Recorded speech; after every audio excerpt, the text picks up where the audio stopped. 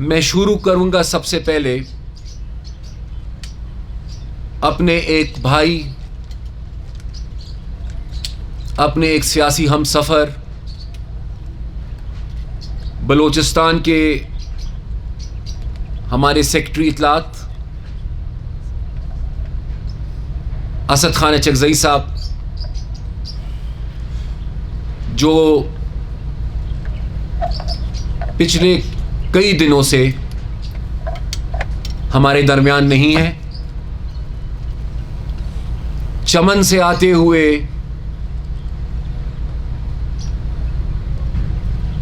راستے میں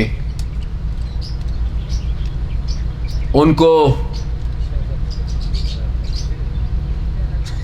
اٹھایا گیا یا اغوا کیا گیا یا جو بھی ہے، لیکن بہرحال اس وقت میں ان کو مسنگ پرسنز کی کیٹیگری میں ڈالوں گا۔ مسنگ پرسن میں ان کو اس لیے کہہ رہا ہوں کہ کوئی ہمیں معلومات نہیں ہے، کوئی ہمیں پتہ نہیں ہے کہ وہ کہاں ہے، کس حال میں ہے، کس کے پاس ہے، اور نہ ہی آج کے دن تک کسی نے بھی عوامی نیشنل پارٹی بلوچستان یا ان کے خاندان سے کوئی رابطہ کیا ہے۔ ہمیں نہایت ہی تشویش ہے، ایک تو اس لیے کہ وہ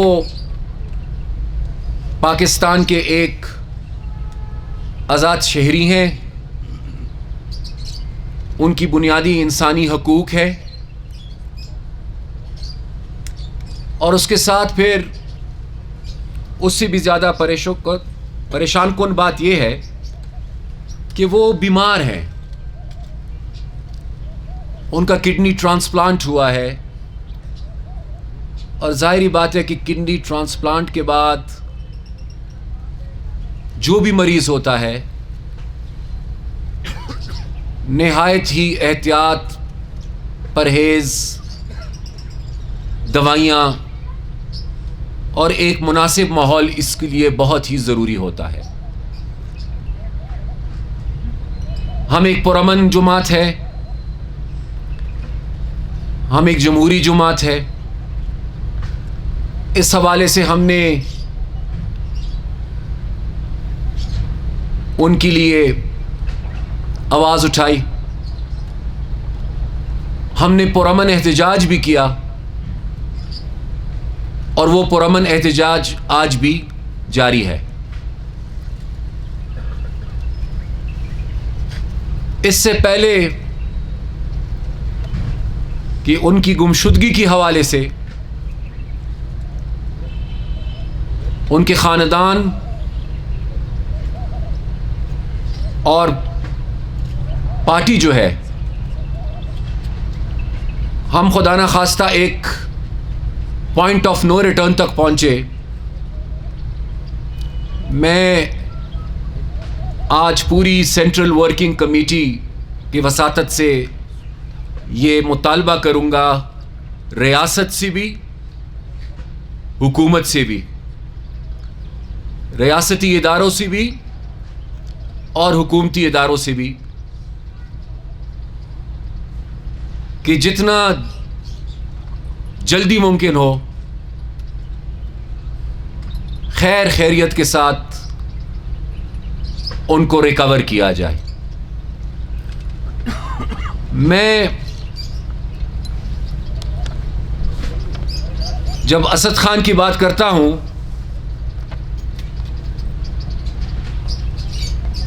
تو ظاہری بات ہے کہ میں اپنے آپ کو محدود صرف اسد خان تک نہیں رکھوں گا، بلکہ پورے پاکستان میں، بالخصوص بلوچستان کی سرزمین پر، جہاں پر بھی لوگ گمشدہ ہیں اور ان کا کوئی اتا پتہ نہیں چل رہا، اور ان کے عزیز اور ان کے دوست اور پورے کے پورے ان کے خاندان، اور اگر وہ سیاسی ورکر ہیں، عہدیدار ہیں، تو ان کی سیاسی جماعتیں ایک اذیت سے گزر رہی ہے. میں نے کل بلوچستان ہائی کورٹ بار ایسوسی ایشن میں بھی یہ بات کہی، اور میں نے کچھ دن پہلے پاکستان بار کونسل کے آل پارٹیز کانفرنس میں بھی یہی بات کہی تھی، اور آج میں پھر وہ بات دہراؤں گا کہ ملک کے کسی حصے میں بھی ہو،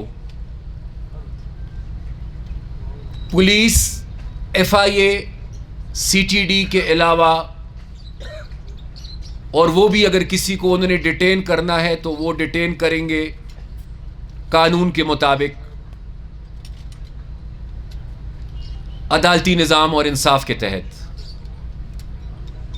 ان کے علاوہ کسی کو یہ حق نہیں ہے کہ وہ غیر قانونی طور پر کسی کو ڈیٹین کرے، اور اگر ایسی ڈیٹینشنز ہوتی ہیں تو اس کی ذمہ داری حکومت پر آتی ہے.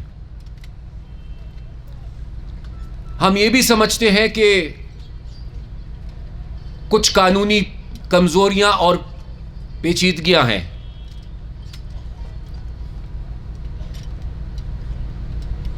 پچھلے کئی سالوں سے ہم اپنے اینٹی ٹیررزم لاز پر توجہ نہیں دے سکے.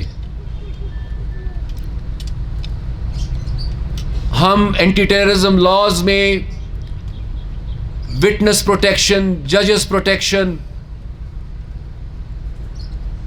اور سستے اور فوری انصاف پہ توجہ نہیں دے سکے، اور اس کی وجہ سے ہم جیسی سیاسی جماعتوں کو بھی ملٹری کورٹس کی قانون سازی کا کڑوا گھونٹ پینا پڑا. لیکن اس کے باوجود آج تک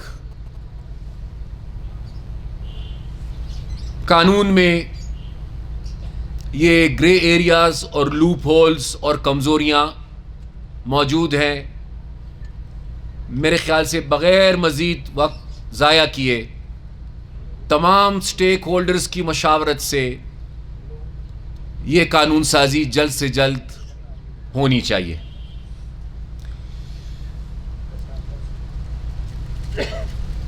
میں جب سے بلوچستان آیا ہوں یہ پچھلے 3-4 دنوں میں بلوچستان کے لوگوں نے، اور صرف عوامی نیشنل پارٹی کے ساتھیوں نے نہیں، میں اگر یہاں کی سول سوسائٹی کی کسی ممبر سے ملا ہوں، لائر سے ملا ہوں، دوسری پولیٹیکل پارٹیز کے لوگوں سے ملا ہوں، گوادر، سی پیک، ویسٹرن روٹ پر آج بھی شدید تحفظات ہیں.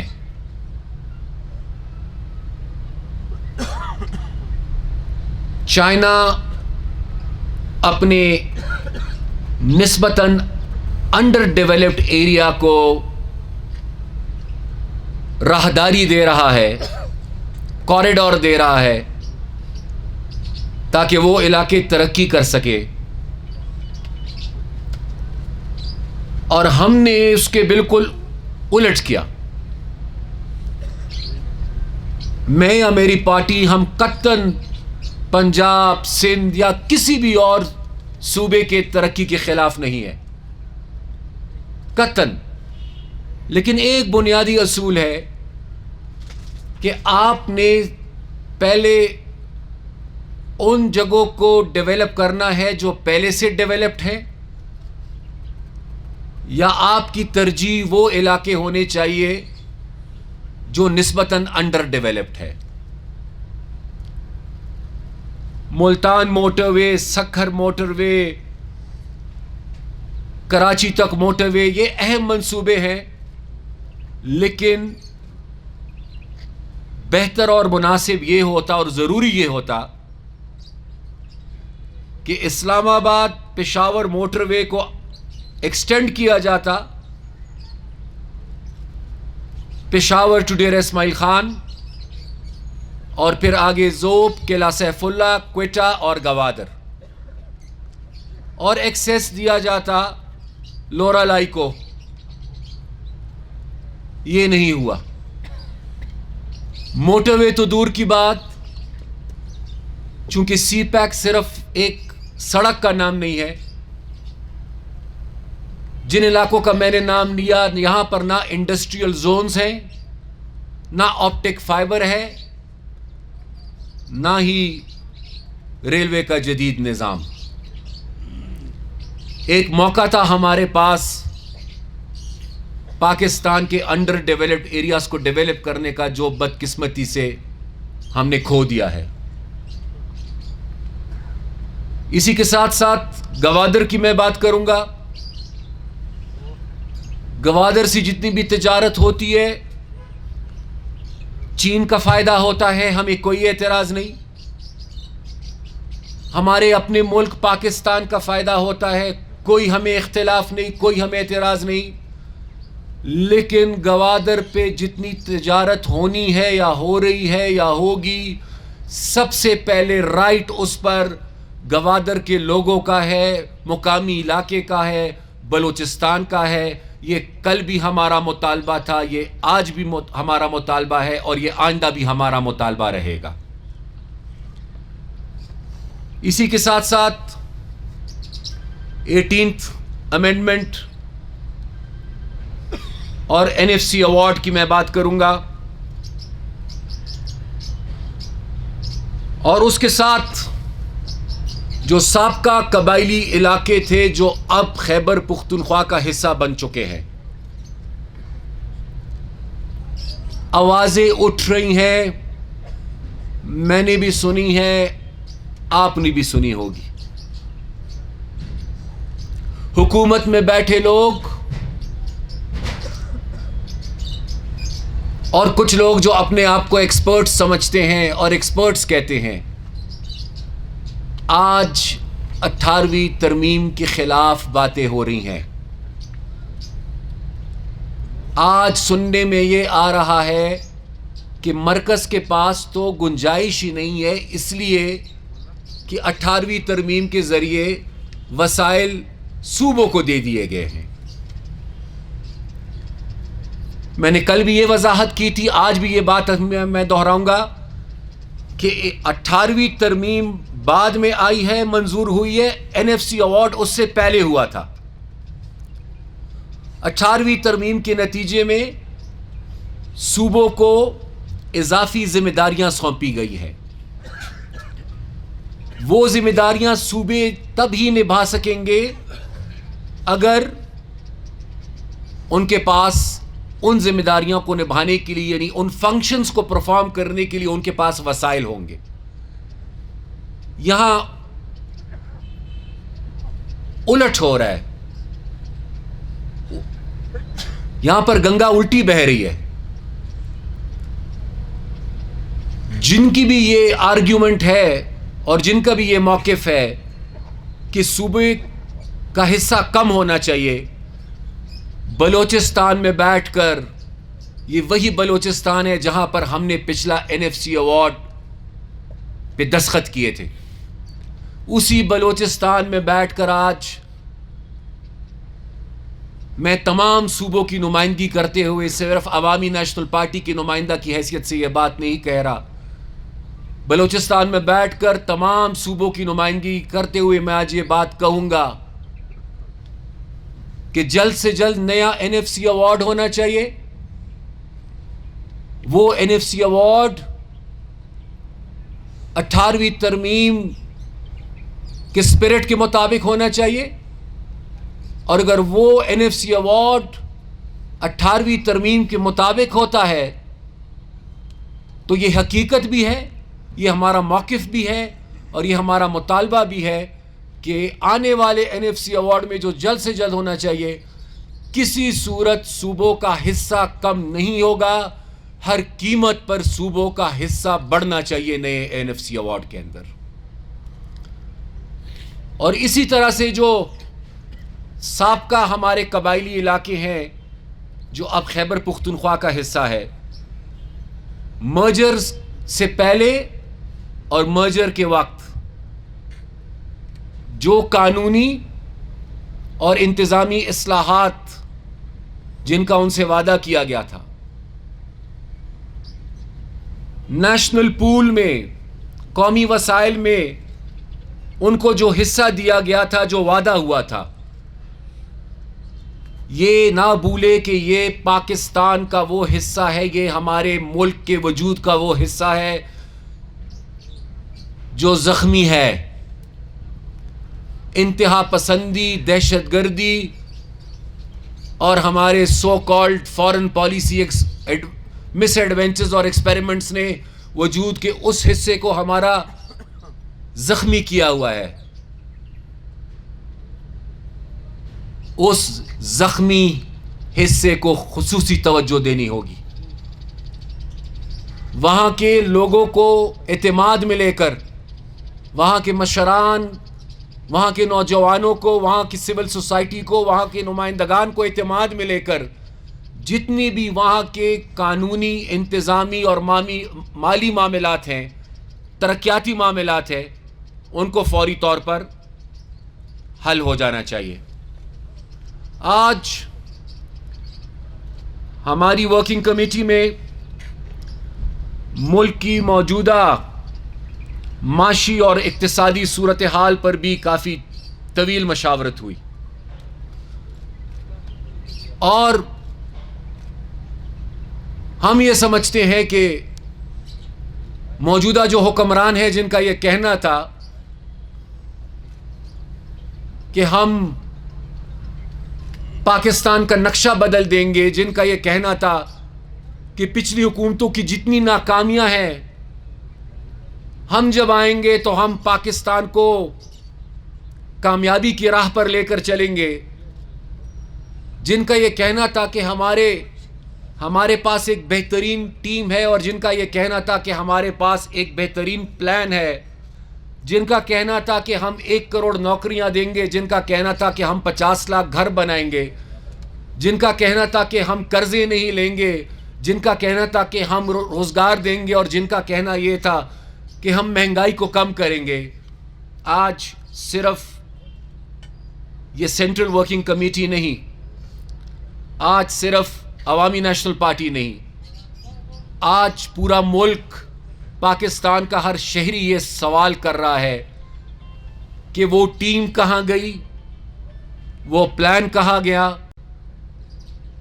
وہ 2 نہیں 1 پاکستان کہاں ہے، اور وہ پرانا نہیں نیا پاکستان کہاں پر ہے۔ کیوں ہمارے قرضے 30,000 سے مارچ میں اس لیے کہہ رہا ہوں کہ کوئی یہ نہ کہے جی کرونا آ گیا تو حالات خراب ہو گئے، کیوں ہمارے قرضے 41,000 ارب روپے تک چلے گئے، کیوں دوائیوں کی قیمتوں کو بار بار بڑھایا گیا، کیوں آٹا، گندم اور چینی کا سکینڈل آیا، کیوں لوگ بے روزگار ہو رہے ہیں، کیوں دن بدن گھی، سبزیاں، دال، ان کی قیمتیں بڑھ رہی ہیں، کیوں لوگ خودکشیوں کرنے پر مجبور ہو رہے ہیں؟ کیا یہ وہ نیا پاکستان ہے؟ کیوں ہم IMF کی شرائط کو مان رہے ہیں؟ کیوں ہم سرکاری اہلکاروں کی تنخواہیں نہیں بڑھا رہے؟ کیوں آج پینشن پر نظر ثانی کی باتیں کی جا رہی ہیں؟ کیوں آج روپے 30% سے زیادہ ڈی ویلیو ہو گیا ہے؟ کیوں آج ایک مزدور سے لے کر، ایک کسان سے لے کر ایک بڑا صنعتکار، یہ سب پریشان ہیں؟ حقیقت یہ ہے کہ معاشی مشکلات جن کا انہوں نے وعدہ کیا تھا کہ ان مشکلات کو ہم حل کریں گے، حقیقت یہ ہے کہ اس حکومت نے معیشت کو تباہ کر کے رکھ دیا۔ They have destroyed the economy of this country.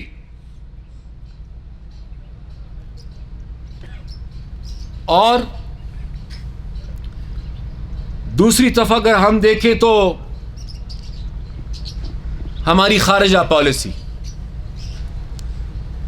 آج ہم کہاں کھڑے ہیں؟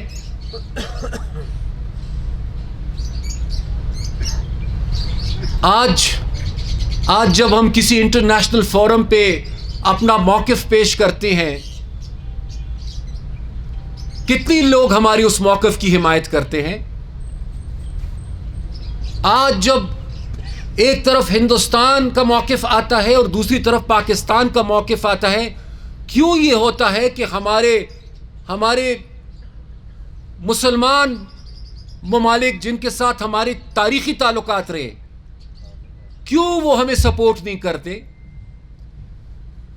آج کیوں یہ ہو رہا ہے کہ پہلے وزیر اعظم کہتے ہیں کہ میں ملیشیا جا کر سمٹ میں شرکت کروں گا، اور پھر کہتے ہیں کہ میری مجبوری ہے، میں ملیشین سمٹ میں شرکت نہیں کر سکتا، وہی سمٹ جو آپ کے کہنے پر آپ کے دوست ممالک بلاتے ہیں۔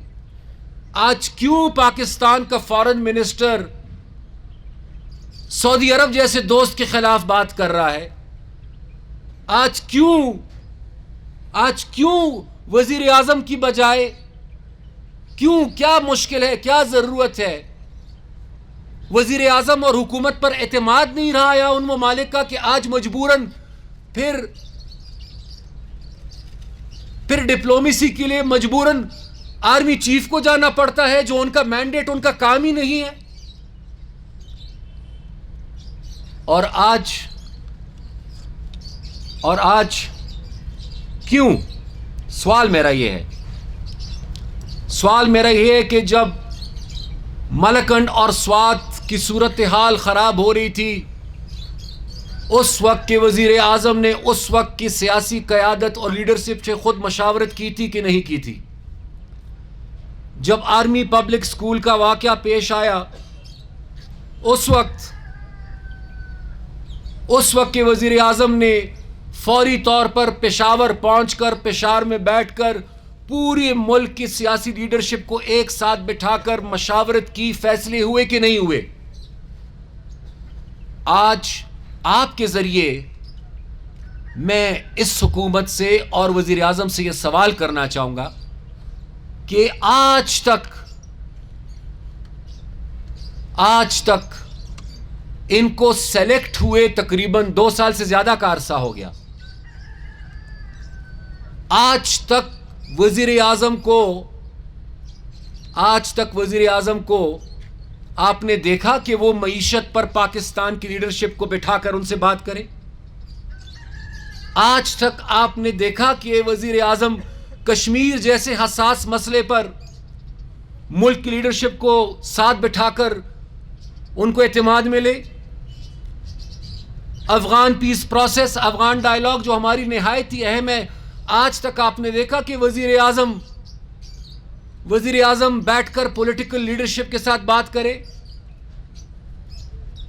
آج مجبوراً گلگت بلتستان کے مستقبل کے حوالے سے آرمی چیف کو سیاسی قیادت کے ساتھ بیٹھنا پڑ رہا ہے۔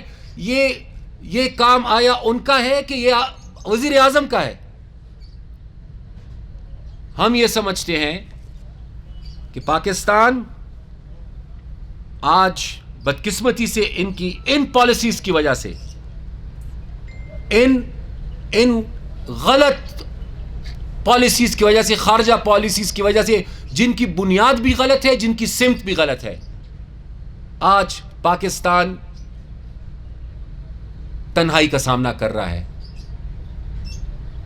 اور جہاں پر میں نے افغانستان کی بات کی، ہم دعا گو ہیں، ہماری یہ شدید خواہش ہے کہ اس وقت افغانستان میں جو امن کے حوالے سے کوششیں ہو رہی ہیں، ہماری یہ خواہش ہے، ہم دعا گو ہیں کہ وہ کوششیں کامیاب ہوں، اور ہم یہ سمجھتے ہیں کہ جو بھی وہاں پر کوشش ہوگی، افغان اونڈ، افغان لیڈ، یہ بنیاد ہوگی. اور ہمارا ملک یعنی پاکستان، ہم ایک سہولت کار کا کردار ادا کریں گے. کچھ ہم نے ادا کیا ہے جس کا اعتراف شاید مدتوں بعد پہلی دفعہ اب افغانستان اس کا اعتراف کر رہا ہے. اچھی بات ہے. یہ ہم یہ توقع کرتے ہیں کہ انشاءاللہ آنے والے دنوں میں بھی ہمارا ملک پاکستان انشاءاللہ یہی مثبت کردار ادا کرتا رہے گا. اور ہمیں یہ یقین ہے کہ جس دن افغانستان میں مکمل امن قائم ہوا، انشاءاللہ اس کے نہایت ہی مثبت اثرات ہوں گے پاکستان کے لیے. اسٹیٹ کے لیول پر پاکستان اور افغانستان کے تعلقات نہایت ہی اہم ہے. اعتماد کا فقدان نہیں ہونا چاہیے، حکومتی سطح پر نہیں ہونا چاہیے، بلکہ جس کو پیپل ٹو پیپل کانٹیکٹ کہتے ہیں وہاں پر بھی ہمارے رابطے مزید بڑھنے چاہیے اور وہ رشتے مضبوط ہونے چاہیے. اور اسی حوالے سے پچھلے دنوں ہمارے چمن کے بارڈر پہ کافی مشکلات رہی. وقتاً فوقتاً ہماری باقی جتنے بارڈرز ہیں ان پہ مشکلات پیش آتی ہیں. یہ بھی ہماری خواہش ہے اور یہ بھی ہمارا مطالبہ ہے. کرتارپور راہداری ہمیں خوشی ہے، واگا بارڈر کے ذریعے آمد و رفت ہوتی ہے، تجارت ہوتی ہے، ہمیں خوشی ہے، ہمیں کوئی اعتراض نہیں. لیکن اگر واگا بارڈر پر تجارت ہوتی ہے اور آمد و رفت ہوتی ہے تو جتنے بھی ہمارے بارڈرز ہیں پھر افغانستان کے ساتھ، اس پر بھی مکمل آزادی کے ساتھ آمد و رفت بھی ہونی چاہیے اور تجارت بھی ہونی چاہیے. اور یہ آمد و رفت اور تجارت اگر ہوتی ہے تو اس میں یہ سمجھتا ہوں کہ افغانستان کا فائدہ ہے، لیکن افغانستان سے زیادہ پاکستان کا فائدہ ہے. اور میں اگر یہ مطالبہ کر رہا ہوں تو میں بے شک افغانستان کے خیر خواہ کی حیثیت سے یہ کر رہا ہوں، لیکن اس سے بڑھ کر میں ایک پاکستانی کی حیثیت سے پاکستان کا خیر خواہ ہوتے ہوئے میں یہ مطالبہ کر رہا ہوں.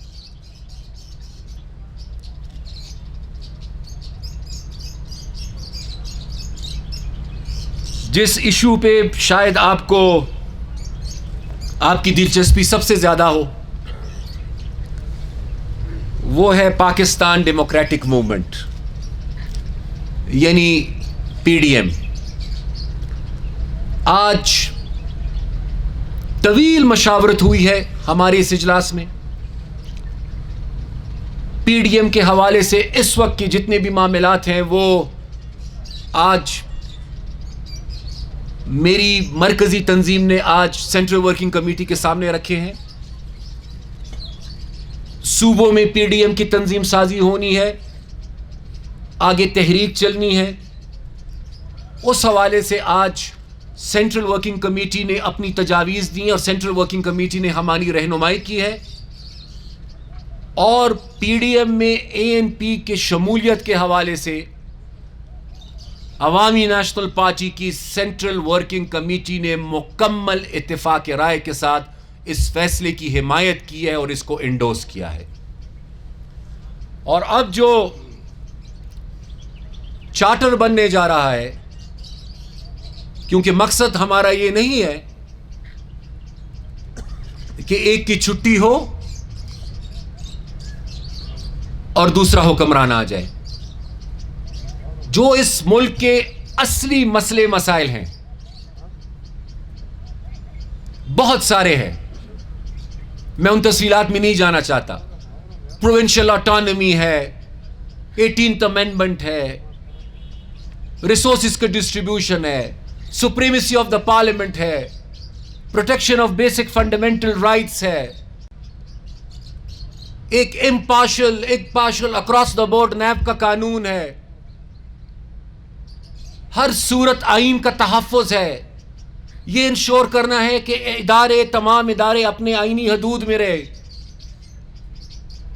ایک صحیح معنوں میں ایک فیڈرل پارلیمنٹری ڈیموکریسی اس ملک میں، اس کی کنٹینیوٹی، اس کا تسلسل اور بہت ساری چیزیں یہ اس چارٹر میں آئیں گی. اس چارٹر کے حوالے سے بھی آج مرکزی ورکنگ کمیٹی نے میری اور مرکزی تنظیم کی رہنمائی کی ہے، اور انشاءاللہ اب جب ہم اتحادیوں کے ساتھ بیٹھیں گے تو ہم یہی تجاویز لے کر چلیں گے. آخر میں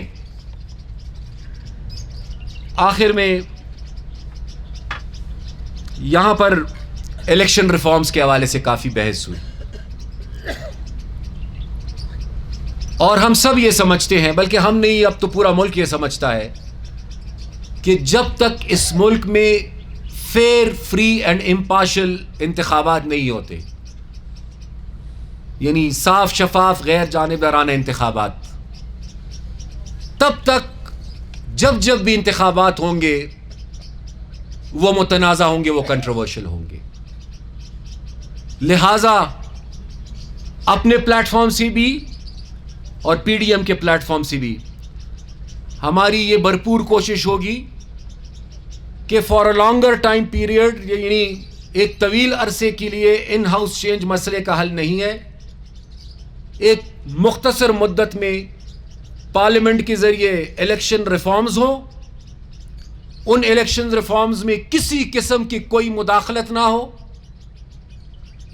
ہر قسم کی مداخلت سے پاک الیکشنز ہو، اور ان الیکشنز کے ذریعے پھر جس کو بھی مینڈیٹ ملے وہ ظاہری بات ہے کہ پھر وہ مینڈیٹ سب تسلیم کریں گے، کیونکہ وہ ایک جینون مینڈیٹ ہوگا. اور اس کے ساتھ میں تھوڑا سا ایڈ کرتا چلوں، ایک محترم وزیر صاحب نے اے پی سی کے بعد ایک ملاقات کے حوالے سے کافی چرچا کیا گیا، اور آپ سمجھ گئے ہوں گے کہ میں کون سی ملاقات کی بات کر رہا ہوں. میں اور کسی کے حوالے سے کوئی بات نہیں کہنا چاہوں گا، میں اس ملاقات کے حوالے سے صرف ایک بات کہنا چاہوں گا. آلدو کہ وہ ملاقات گلگت بلتستان کے حوالے سے تھی، اور سیاسی جماعتوں نے گلگت بلتستان میں صاف شفاف انتخابات کے لیے اپنی تجاویز دی، اور فوج کی جو بھی اعلیٰ قیادت وہاں پر موجود تھی ان کے الفاظ سے میں دہرا دیتا ہوں، اور یہ دعا کروں گا کہ اللہ تعالیٰ ان کو بھی، ہمیں بھی اور پارلیمنٹ کو یہ توفیق دے کہ ہم اس کو عملی شکل دے سکیں. اور وہ الفاظ یہ تھے کہ سیاسی پارٹیز اگر election reforms, political parties election reforms اگر لاتی ہیں تو ہمیں بڑی خوشی ہوگی. اور جس دن سیاسی پارٹیز نے مل کر یہ فیصلہ کیا کہ پولنگ کے دن، الیکشنز کے دوران پولنگ سٹیشنز کے اندر اور باہر یونیفارمڈ آرمڈ سروسز کے لوگ نہیں ہوں گے، تو وہ دن ہمارے لیے خوشی اور اطمینان کا دن ہوگا. یہ الفاظ میرے نہیں ہیں، یہ الفاظ اسی گفتگو کے اندر میں نے خود سنے، میں نے خود سنا اور میں نے دیکھا. تو اس لیے میں کہتا ہوں کہ ایک موقع ہے، اگر ان چیزوں پر تمام سٹیک ہولڈرز متفق ہیں تو میرے خیال سے ہمیں آگے بڑھ کر پھر اس موقع سے فائدہ اٹھانا چاہیے. میں مزید آپ کا وقت نہیں لوں گا. ویسے تو آج بہت ساری تجاویز آئی ہیں، بہت ساری ڈسکشنز ہوئی ہیں، لیکن اس میں سے جو زیادہ ضروری باتیں تھیں، جو ہم سمجھتے تھے کہ وہ آپ سے ہم شیئر کریں، اس میں بات کروں گا. میں نے اسی تک اپنے آپ کو محدود رکھا. اور ایک بار پھر میں تمام آپ بھائیوں کو اور دوستوں کا شکریہ ادا کرنا چاہوں گا کہ آپ یہاں پر تشریف لائیں. شکریہ. آپ یہ فرمائیے کہ پی ڈی ایم کی جو موجودہ صورتحال ہے رجیم کی قیادت موجودہ حالات کے پس منظر میں کس حد تک لوگوں کو باہر نکالنے میں کامیاب ہوگی؟ تھوڑا سا آپ کو انتظار کرنا پڑے گا, زیادہ نہیں. آج کیا تاریخ ہے؟ 10. تھوڑا سا انتظار کر لیں, دیکھیں کہ 16 تاریخ کو گجرانوالہ میں کیا ہوتا ہے. اس کے بعد تھوڑا سا انتظار کر لیں اور دیکھیں کہ 18 تاریخ کو کراچی میں کیا ہوتا ہے. پھر چند دن انتظار کر لیں اور پھر آپ دیکھیں کہ 25 تاریخ کو کوئٹہ میں کیا ہوتا ہے. اور اس کے بعد پھر انتظار تھوڑا کریں, پھر پشاور کو دیکھیں. بلکہ اگر آپ آ سکتے ہیں وہاں تو میڈیا کے لوگ ہیں, لیکن میں اصغر خان سے کہوں گا کہ آبزرورز کی حیثیت سے آپ 2-3 بھائیوں کو ضرور, ان کو اصغر خان پشاور پختونخوا بھی لے کر آئے تاکہ وہاں پر بھی یہ دیکھ سکے رسپانس. اور پھر میرے خیال سے تھوڑا سا اور انتظار کریں اور دیکھیں کہ پھر دسمبر کے مہینے میں لاہور میں کیا ہوتا ہے اور کوئٹہ 25.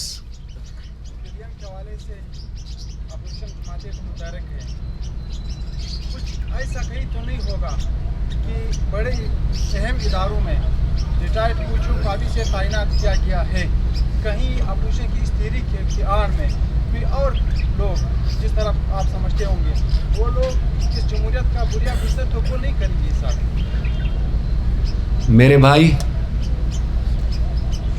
جن سے آپ کو یہ خوف یا خدشہ ہے, یہ سوال اگر آپ ان سے کر لیں تو میرے خیال سے بہتر ہوگا.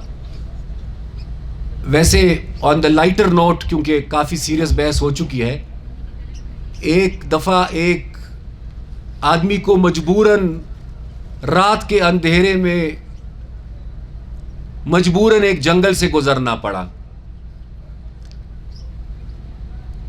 تو ایک ہوشیار آدمی نے اس کو کہا, جس طرح بھی آپ نے مجھ سے سوال کیا, ایسے ہی کہ ہوشیار آدمی تھا, اس نے اس کو کہا کہ بھائی میرے بہت دیر ہو چکی ہے, تم جنگل سے گزر رہے ہو,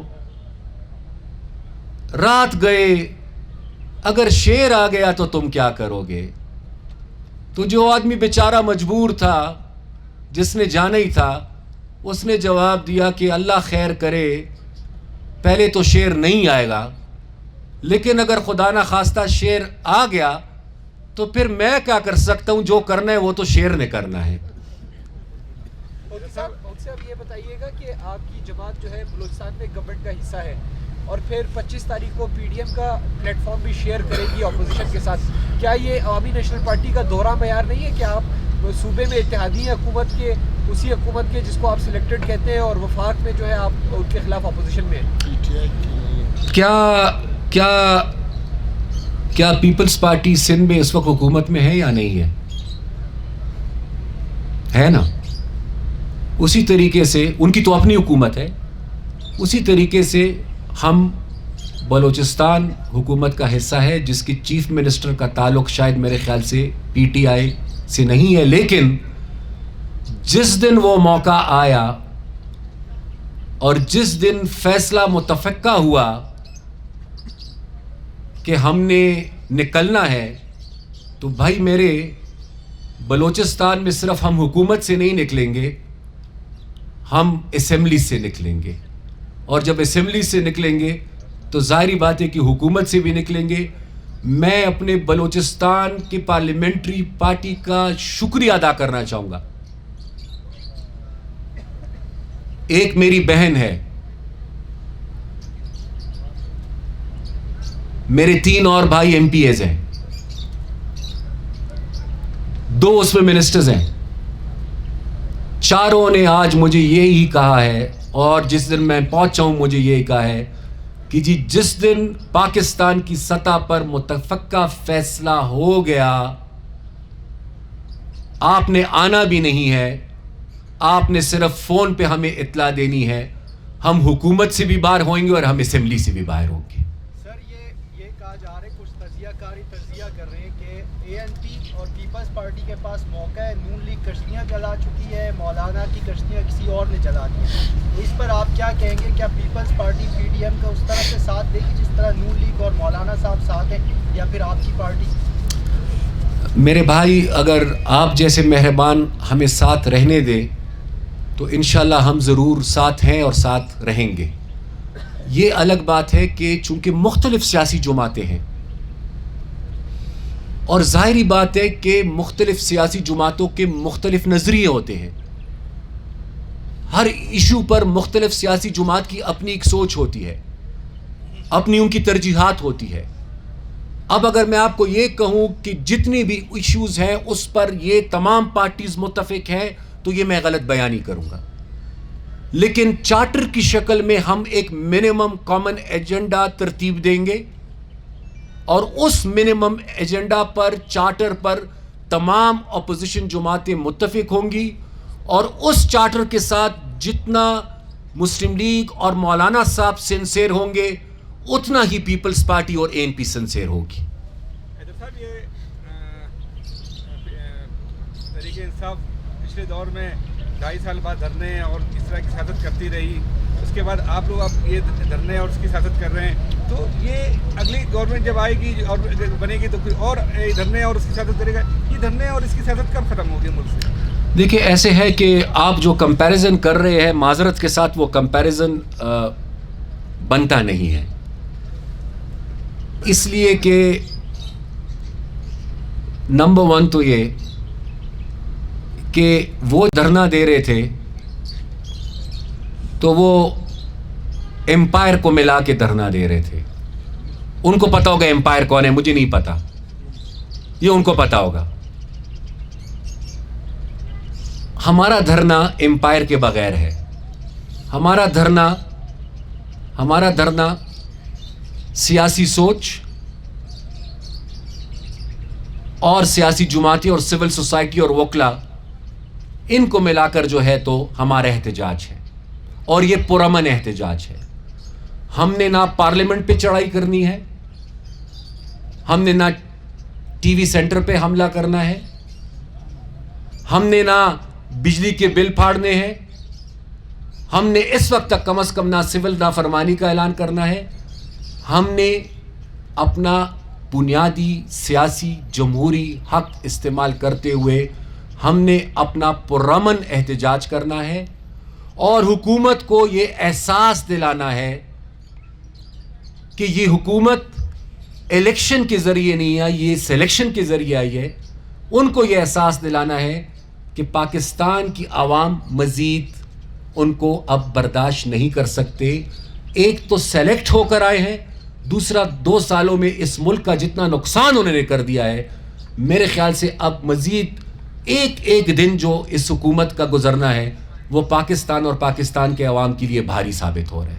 فوجی صاحب آپ اور PDM کی اکثر جماعتیں سلیکٹرز کی بات کرتے ہیں اور اس حکومت کو سلیکٹ حکومت سمجھتی ہے, تو کیا یہ بہتر نہیں ہے کہ آپ سلیکٹرز سے ہی ڈائریکٹ بات کر لیں اور حکومت کی بجائے ان کے سامنے ہی بیٹھ جائیں؟ ہم یہ چاہتے ہیں کہ سلیکٹرز دیکھیں,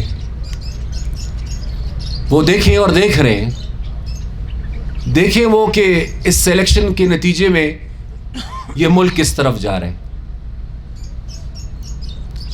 عوام بھی دیکھ رہی ہے, وہ بھی دیکھ رہے ہیں, اور میرے خیال سے یہ احساس عوام کو تو ہو چکا ہے, شاید سلیکٹرز کو بھی ایک دن یہ احساس ہو جائے کہ یہ سلیکشن ٹھیک نہیں تھی, نہ طریقہ ٹھیک تھا نہ لوگ ٹھیک تھے. آپ کب الیکشن چاہتے ہیں؟ الیکشن کب چاہتے ہیں؟ میں تو کہتا ہوں الیکشن ریفارمز ہو جائیں. اگر ابھی 6 بج رہے ہیں, 6 بجے الیکشن ریفارمز ہو جائے, میری یہ خواہش ہوگی کل صبح 9 بجے الیکشنز ہو جائیں.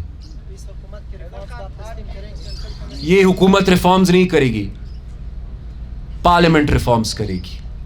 وہ صرف اس حکومت کی مرضی سے ریفارمز نہیں ہوں گے, تمام پولیٹیکل پارٹیز کی اونرشپ اور سپورٹ اور مرضی سے وہ ریفارمز ہوں گے.